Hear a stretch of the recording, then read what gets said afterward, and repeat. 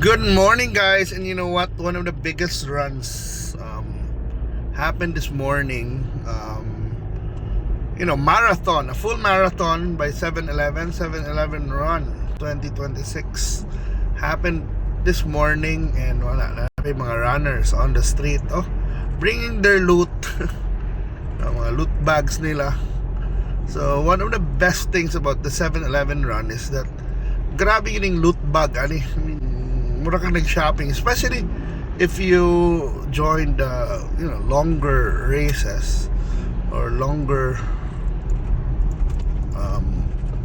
katong mga longer na distances. But yes, money ang uban naabtan yung buntag, maybe na pay raffle, so abtan na. But katong mga 42k runners, they had their gun start at 11 p.m. So if you finish like 5 hours ang marathon, humana ka by 4 a.m. and pretty sure ni uli na ka.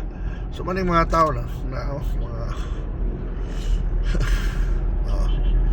nanguan pa, nag-atang nagsakyanan, kay challenging sa usahay ning na distance ay kanina location. So maning New Star,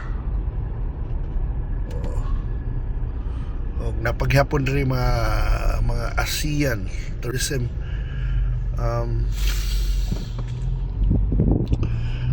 ASEAN Tourism Forum na delegates naabot pa so overtake kay naaykuan.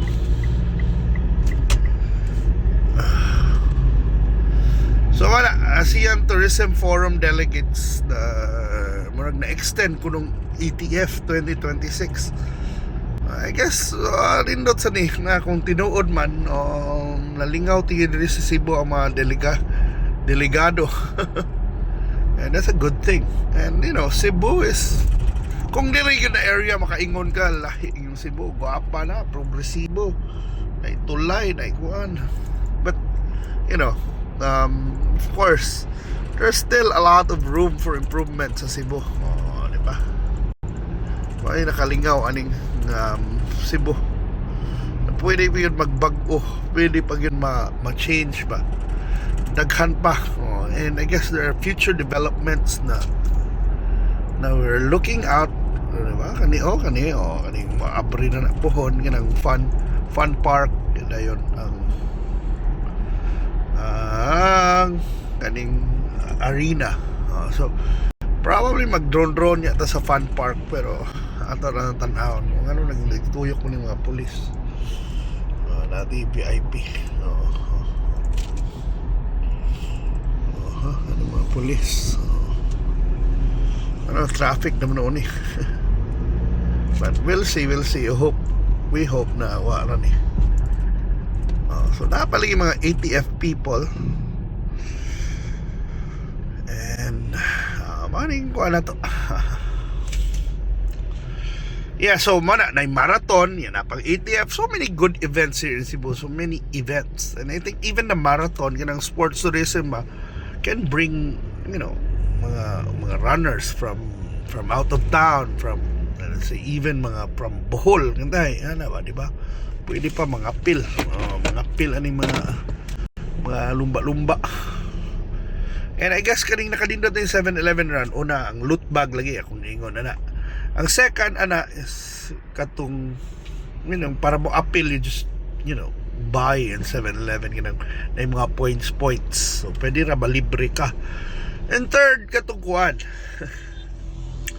kanina yung mga sa serious elite runners, ang top 3 kuno nationwide kay tulo man simultaneous man sa Cebu, Manila, and Davao.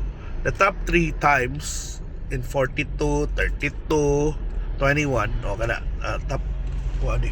top categories in ani bangga kinahanglan they will qualify for international marathon, which is a good opportunity sa mga local runners na ma-expose to mga lumba unsa man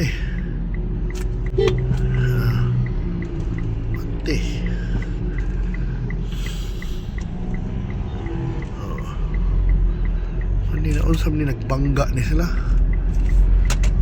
Saan to? O kasabot or naguban.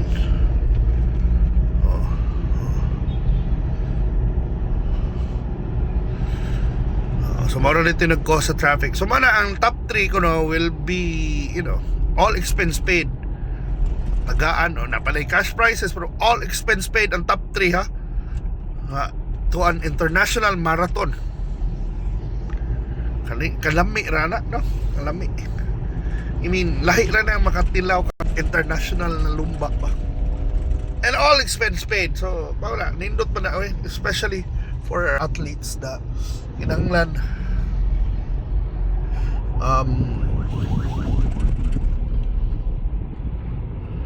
na ay kuan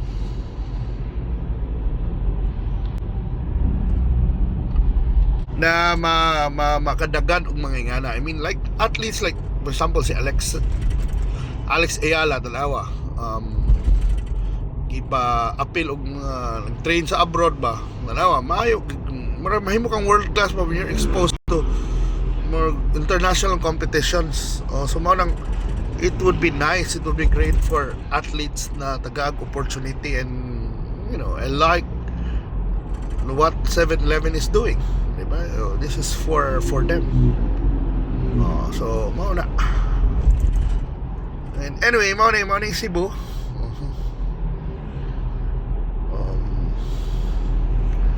And mao ni atong dagan karon Sunday walay kuan pero busy lagi mga tao because natin daghang bisita. So hopefully we'll have more events like 7-Eleven run na exposure ang mga athletes na chance to compete abroad, di ba?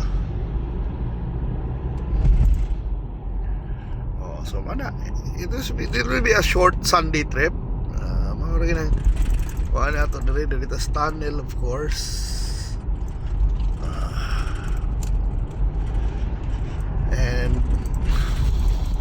And wala, we wish more events dito sa Cebu maay pagka-organized and hopefully I think maay raman mo reklamo mga tao sa 7-Eleven run pero we're hoping na lagi na we'll have more events like this na international level sa like itong kaning ASEAN Tourism Forum. And we're hoping also that we will be, Cebu will have more MICE events. Mao gina target nato. MICE events para ang Cebuanos will, especially our hotel and industry magkuan ba bas daghan mag-conventions dire, mag-seminars, incentives. Di ba? And I guess more venues will be open soon. So sama sa SM. Diba? So mana tong hope and